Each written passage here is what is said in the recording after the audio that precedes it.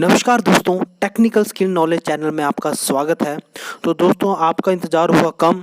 जो vehicle mechanic का 12 जून को पेपर हुआ था वो हम सॉल्व करके आपके सामने लेके आ चुके हैं।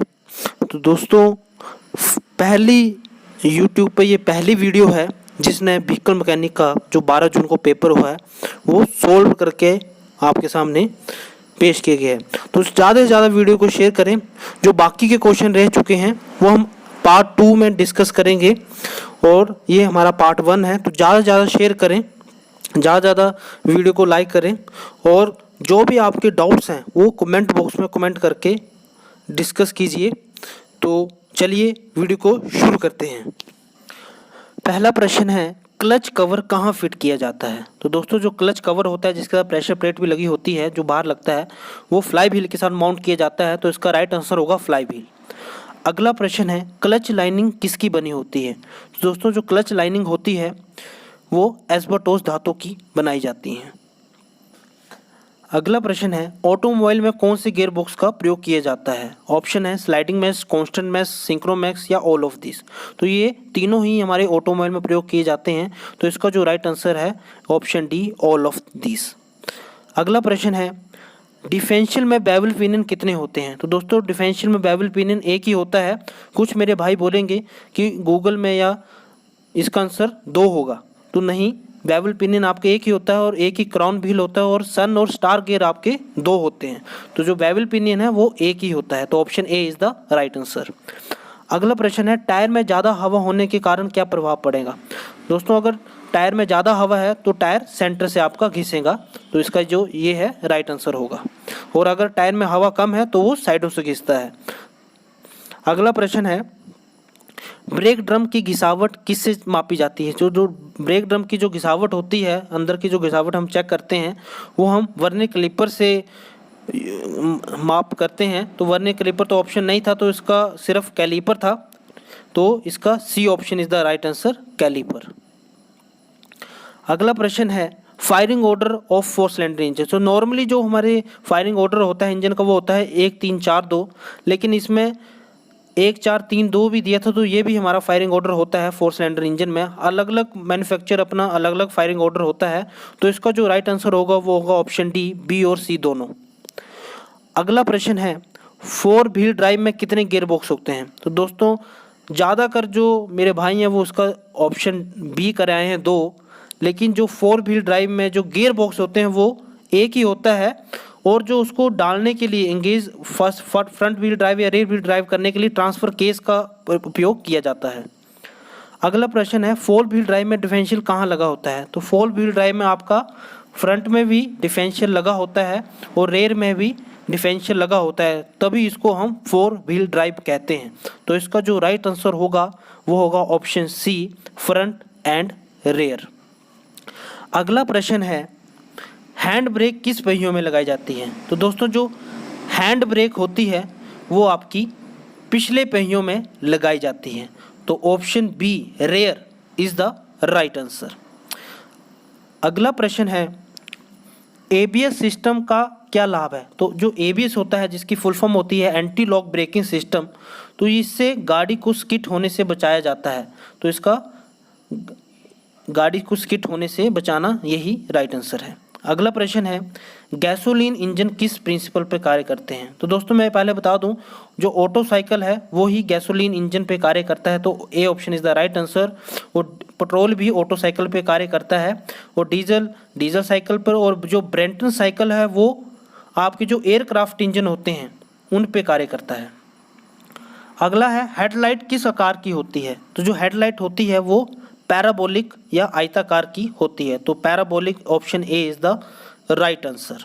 मैंने इसके ऑप्शन नहीं दिए हैं बाकी के, जो जिनकी मेरे को थोड़ा डाउट है तो मैंने सीधे उनके आंसर दिए हैं। अगला है, डायमनो किसके द्वारा चलाया जाता है? तो जो डायमनो है या अल्टरनेटर है वो वी बेल्ट पुली द्वारा चलाए जाते हैं। वी बेल्ट की होती है जिससे हमारी वाटर पंप को भी ड्राइव मिलती है और अल्टरनेटर या डायमनो को भी उसके द्वारा ड्राइव दी जाती है। अगला है, बीएचपी को किसके द्वारा मापा जाता है? तो जो बीएचपी होती है ब्रेक हॉर्स पावर, उसको डायनोमीटर से मापा जाता है और आईएचपी को ऑसिलोस्कोप से मापा जाता है। तो जो बीएचपी का जो राइट आंसर है वो है डायनोमीटर। अगला है, बैटरी में कौन सा एसिड का प्रयोग किया जाता है? तो दोस्तों पूछा था बैटरी में कौन सा एसिड का प्रयोग किया जाता है, तो वो होता है सल्फ्यूरिक एसिड। अगला प्रश्न है बैटरी की स्पेसिफिक ग्रेविटी किससे मापते हैं? तो जो बैटरी में स्पेसिफिक ग्रेविटी नापते हैं वो नापते हैं हम हाइड्रोमीटर से। हाइड्रोमीटर से बैटरी की स्पेसिफिक ग्रेविटी चेक की जाती है। अगला प्रश्न है कॉन्टैक्ट ब्रेकर का गैप कैसे चेक करते हैं? तो जो कॉन्टैक्ट ब्रेकर का जो गैप होता है वो हम फिलर गेज के द्वारा चेक करते हैं। अगला प्रश्न है टीडीसी से बीडीसी की दूरी क्या कहलाती है? तो जो टीडीसी से बीडीसी की दूरी कहलाती है उसे हम स्ट्रोक कहते हैं। अगला प्रश्न है स्ट्रोक किसे कहते हैं? तो स्ट्रोक टीडीसी से बीडीसी की दूरी को स्ट्रोक कहते हैं। ये दोनों क्वेश्चन उल्टे करके डाल दिए थे, पहले में आंसर बता दिया था, दूसरे में वो ही क्वेश्चन बना दिया है। अगला है गवर्नर कौन सा डिवाइस है? तो जो गवर्नर होता है वो स्पीड सेंसिटिव डिवाइस होता है, तो इसका ये राइट आंसर था स्पीड सेंसिटिव डिवाइस। अगला प्रश्न है कौन सी नोजल में ऑक्सिलरी होल होता है? तो जो पिंटॉक्स नोजल होती है उसमें ऑक्सिलरी होल का इस्तेमाल किया जाता है। जिन गाड़ियों में क्लच पैडल नहीं होता वो क्या कहलाती हैं? जिन गाड़ियों में क्लच पैडल नहीं होता वो सेंट्रीफ्यूगल क्लच कहलाती हैं। अगला है फ्यूल पाइपलाइन किस धातु की बनी होती हैं? जो फ्यूल पाइपलाइन होती हैं, कोई दोस्त मेरे स्टील कर रहे हैं, कोई कॉपर कर रहे हैं, तो इसका दोनों होना था स्टील और कॉपर। अगला प्रश्न है फ्यूल फील्ड पंप की आउटलेट डिलीवरी पाइप कहाँ फिट की जाती है? तो जो फ्यूल फील्ड पंप की आउटलेट पाइप होती है वो हमारी फ्यूल फिल्टर के साथ लगती है। अगला है क्लच बेरिंग रिलीज बेरिंग के संपर्क में कब आता है? तो जो हमारा क्लच है वो रिलीज बेरिंग के संपर्क में जब पैडल को दबाते हैं, जब ही हमारा रिलीज बेरिंग के संपर्क में आता है। अगला है ग्लो प्लग कहाँ लगा होता है? या ये क्वेश्चन था कि ग्लो प्लग कहाँ लगा होता है कि ग्लो प्लग, थोड़ा क्वेश्चन चेंज है, तो इसका जो आंसर होना था वो होना था कंबशन चैम्बर। अगला है इंजन कंप्रेशन लूज होने का क्या कारण है? हमारा इंजन में कंप्रेशन लूज हो रहा है तो क्या कारण है? पिस्टन रिंग रन आउट, तो जो हमारी पिस्टन रिंग है वो घिस चुकी हैं। इंजन में पावर जनरेशन कम हो रहा है, हमारे इंजन में जो पावर है वो जनरेशन कम हो रहा है, तो क्या कारण है? तो एयर फिल्टर क्लोज्ड, हमारा एयर फिल्टर चौक हो चुका है। अगला प्रश्न है ड्राई एयर फिल्टर में कौन सा एलिमेंट प्रयोग किया जाता है? तो ड्राई फिल्टर होते हैं उसमें पेपर टाइप प्रयोग किया जाता है। अगला है लीफ स्प्रिंग रोड के शो कैसे सहन करते हैं? बेंडिंग, ट्विस्टिंग, कंप्रेशन, इनमें से कोई नहीं। तो जो रोड को लीफ स्प्रिंग अब्जॉर्ब करते हैं वो करते हैं ऑप्शन ए बेंडिंग से। अगला प्रश्न है सस्पेंशन सिस्टम में शैकल कहाँ फिट किया जाता है? तो जो शैकल होता है वो chassis frame and spring is the right answer. अगला प्रश्न है रेडिएटर में कूलेंट इंजन से कहाँ जाता है? तो जो जब थर्मोस्टेट वाल्व खुलता है तो वो रेडिएटर के अपर टैंक में जाता है, जिसे हेडर टैंक भी कहते हैं। तो अगला प्रश्न है रेडिएटर में प्रेशर कंट्रोल कौन करता है? तो रेडिएटर में आपको पता है रेडिएटर प्रेशर वाल्व ही प्रेशर को कंट्रोल करता है।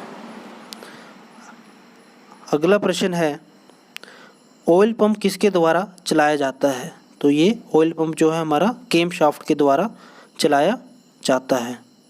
यही दोबारा क्वेश्चन आ चुका था, बस वो थोड़ा सा चेंज किया था, उसमें था लुब्रिकेशन पंप किसके द्वारा चलाया जाता है?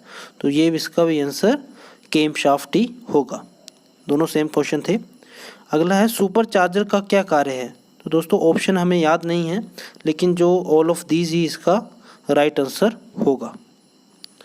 आगे है टर्बो चार्जर कहाँ फिट किया रहता है? तो सब जो जितने मेरे भाई हैं उन्होंने एग्जॉस्ट मैनिफोल्ड किया है, लेकिन जो इसका राइट आंसर है वो है एयर फिल्टर के साथ टर्बो चार्जर फिट किया जाता है। आगे है टर्बो चार्जर का काम क्या होता है? दोस्तों इसका जो आपने हमें आंसर कमेंट बॉक्स में कमेंट करके बताना है। अगला है सीएनजी। तो दोस्तों सीएनजी का क्वेश्चन था, उसमें एक था ऑप्शन मीथेन और एक था एंटीनॉक, तो इन दोनों में से ही कोई एक ऑप्शन होगा, मीथेन होगा या एंटीनॉक होगा। अगला है हाइड्रोजन फ्यूल। हाइड्रोजन फ्यूल वाला भी क्वेश्चन था, तो उसका जो सी ऑप्शन था ग्रीन हाउस, तो green house is the right answer. अगला है विस्कोसिटी ज़्यादा किस में है? ज़्यादा विस्कोसिटी देख सकते हैं ऑप्शन डी SAE/SC। तो ये आपका गियर बॉक्स और डिफरेंशियल में भी यूज़ किया जाता है। अगला है CID में कॉमन रेल का प्रेशर कितना होता है? तो जो कॉमन रेल का प्रेशर होता है वो होता है 1000 से 1600 बार, ठीक है। अगला है पिस्टन के निचले हिस्से को क्या कहते हैं? तो जो पिस्टन के निचला हिस्सा होता है उसको हम स्कर्ट कहते हैं। अगला प्रश्न है पिस्टन में गर्मी कौन सहन करता है? तो ज़्यादा का जो पिस्टन में जो ज़्यादा गर्मी सहन करता है वो हमारा क्राउन होता है, जिसे हम पिस्टन हेड भी कहते हैं। अगला प्रश्न है एग्जॉस्ट वाल्व की तुलना में इनलेट वाल्व बड़ा होता है। तो आपको पता होना चाहिए जो हमारा इनलेट वाल्व होता है वो बड़ा होता है एग्जॉस्ट वाल्व की तुलना में। अगला है पिस्टन रिंग किसकी बनी होती हैं? जो पिस्टन रिंग होती हैं वो आपकी कास्ट आयरन की बनाई जाती हैं। हमारा लास्ट क्वेश्चन 50 है। अगले जो क्वेश्चन होंगे वो हमें पार्ट 2 में मिलेंगे। थर्मोस्टेट वाल्व स्टक होने इन क्लोज्ड पोजीशन, अगर थर्मोस्टेट वाल्व हमारा इन क्लोज्ड पोजीशन में होगा तो क्या होगा? इंजन ओवरहीट होगा। अगला क्वेश्चन है पिस्टन पिन कहाँ लगी होती है? तो इसका आंसर होगा पिन बोस, ए ऑप्शन था इसका, पिन बोस। हमारा लास्ट क्वेश्चन है 50 बायोडीजल क्या है? तो जो बायोडीजल है इसका ऑप्शन ए होगा बायोडिग्रेडेबल। दोस्तों ये पहले से 50 क्वेश्चन आप हमें कमेंट बॉक्स में कमेंट करके बताइए कि आपके कितने सही हुए हैं। और जो पार्ट 2 है उसमें हमारे 51 से 100 तक क्वेश्चन होंगे। तो इस वीडियो को ज़्यादा से ज़्यादा शेयर कीजिए और लाइक कीजिए। धन्यवाद।